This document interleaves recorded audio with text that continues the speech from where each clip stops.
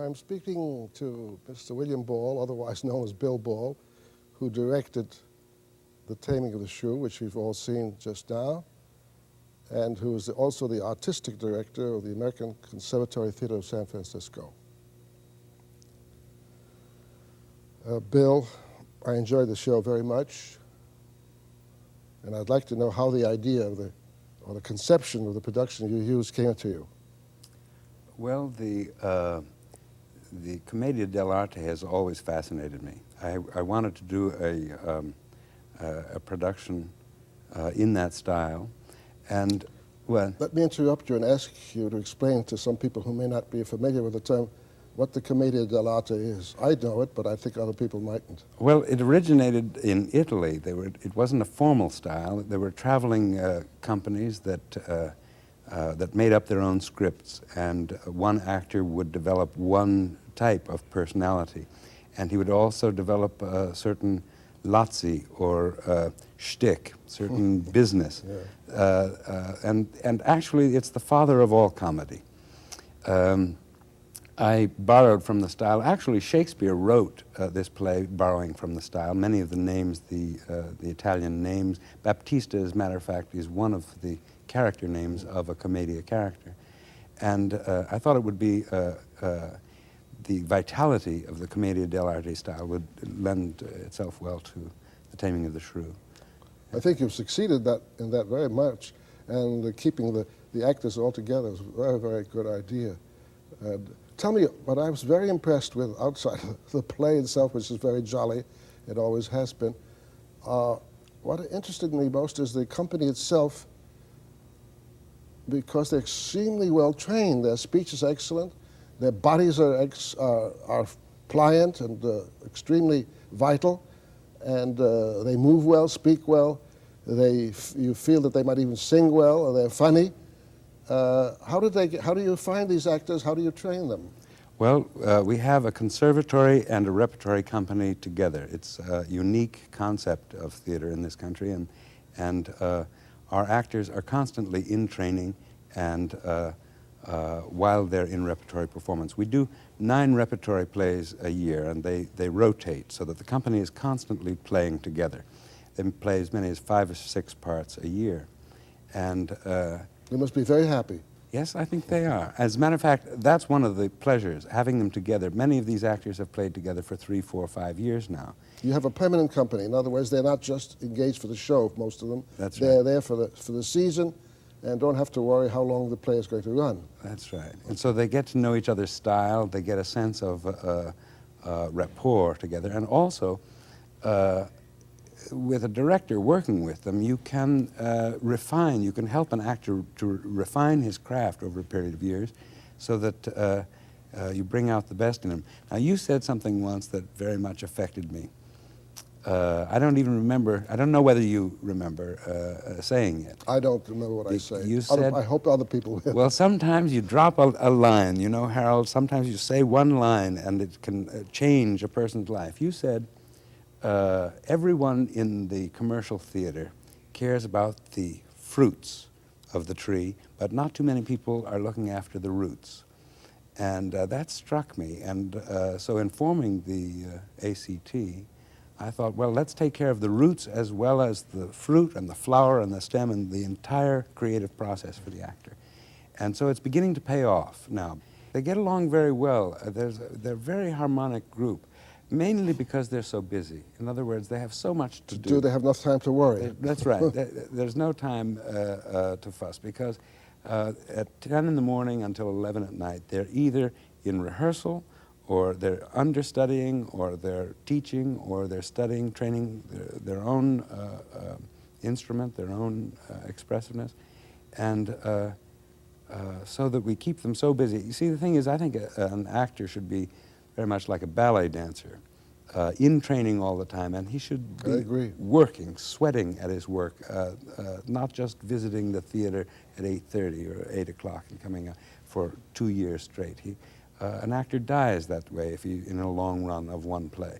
He must be acting every day, and the expression must be coming out and coming out and coming out.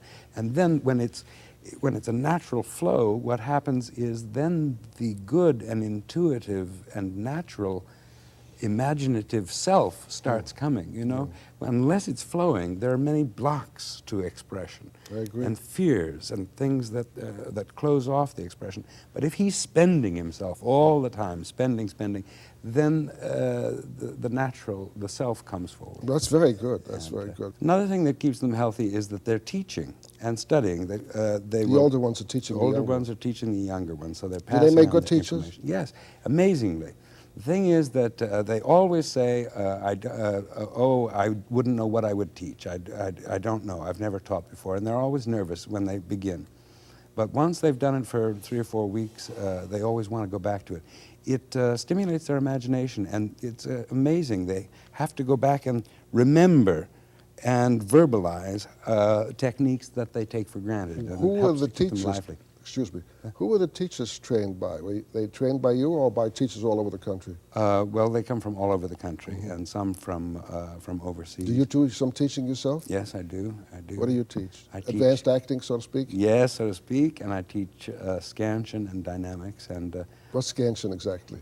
iambic pentameter. Oh, I see. Shakespearean Yes. scansion. Yes, Yeah. yeah. And I also have taught in the last couple of years a course called Heroics, which essentially is an aid to actors to get into the life of large or heroic plays. Give them grandeur. Yeah, well, to give them, awaken the grandeur in them, I think. Yeah, that's right, because I always speak about grandeur, and they say, what do you mean? And then I have to tell them the feeling you get from a cathedral and all sorts of images to make them realize that the theater should be always somewhat larger than life, no matter how realistic, so to speak, it is. It always has to be real, but there has to be something more than reality, because reality is enough once. Yes, yeah, and then it becomes commonplace. Yes. Reality is reality. The theater is not for reality. It's for something more, added to reality. Right, illumination and... How long do you run your plays? Each play plays about 35 performances, but they play in rotating rep, so that we start in October and we go through until May. It doesn't confuse the audience that, one night it's one play, another night another. No, I think they like it. You like it? Yeah. Bill, for Europeans, repertory, the idea of a repertory theater is old. It's been going on for a long time. But in America, it's an unfamiliar idea. The words are familiar, but the action isn't. And there are many people who don't know anything about it or how such things formed. And I think it would be, since yours is one of the most successful, if not the most successful in America today, I'd like you to tell me and to tell all of us how you began, what your difficulties were, and how you arranged it and how you worked it out so that you could establish this in San Francisco and make a success of it. Well, all through my school days, I was tremendously drawn to, it was a kind of exotic idea. People would speak of ensemble theater. And your book, The Fervent Years, about the group theater, where you have a community of people who believe in what they're doing, working on something together. This attracted me tremendously, and I always had it in the back of my mind. And then when I came to New York and was working in the professional theater, I found that I was always working with strangers. You go from one production to another, and you spend the first 3 weeks of rehearsal getting to know new actors, new designers, a new producer, new writers, and you spend a lot of time just getting to know people and their technique. That's true. Now, but just tell me, when you decided to go to San Francisco, were you invited there, or did you present your idea to some group, and how did you acquire the actors? How did you engage them? I had worked a lot in nonprofit theater, and I had decided that I was going to leave it completely, and so I thought, well, before I leave nonprofit theater, I'll write a paper and say what I believe a theater should be. And it turned out to be 26 pages and described my ideal concept of a theater. And I didn't expect it to go anywhere, but the Rockefeller Foundation picked up on it, and they funded us in Pittsburgh at the Pittsburgh Playhouse. First in Pittsburgh. Yeah, and in association with Carnegie Tech. And we were there for about 6 months, and then differences in policy and so forth led to our taking the company on tour, hoping to find a home. And we played in Connecticut and in New York. We had a visit here for a while, and at Stanford University. And then Cyril Magnan, who is our champion in San What Francisco. business is he in, by the way? Well, it's Joseph Magnin stores are, Oh, I see. are his. That's a famous store. And he's one of the leaders of the community of San Francisco, and he saw us, and at that time the Actors Workshop had just closed, so San Francisco was... The Actors Workshop was Blau and Irving, wasn't That's it? right, Okay. yeah. He had come to New York, to the Lincoln Center, That's right. and I had just done Tartuffe at the Lincoln Center, and so we sort of switched places. And Yeah, I remember I was on that board. So that's right, that's right. So we arrived in San Francisco, and the idea of a permanent company started to take hold, and I found tremendous. See, it became for me a kind of experiment in human energy. If you have one group of people, we have about 200 people working together. Now it's a cellular unit of energy. And the challenge is to see how these forces, human forces, can be brought together to work in maximum harmony, maximum efficiency, best use of energy and time, and also to see how large how big a flower, how great a light can be made, can be generated by these people. how many working together. plays have you done since the beginning? A little over 100. Well, that's marvelous. Yeah. Is the press very cordial to you, to your effort in general? In general, yes. Actually, I think we've got some of the best critics in the country there. I don't always agree with them, but I think they're good writers, and I think they love the theater. So it's a very agreeable Well, that's arrangement. wonderful. I congratulate you. Thank you, Bill Ball, for your conversation and your explanation and the fine production of The Taming of the Shrew.